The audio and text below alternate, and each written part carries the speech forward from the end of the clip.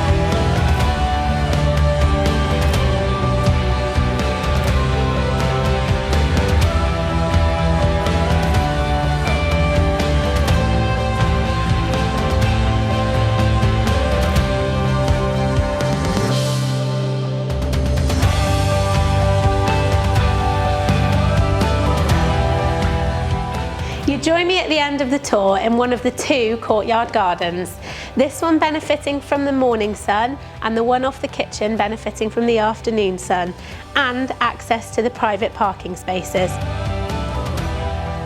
Thank you for watching, and if you would like more information, please contact me on the details that follow.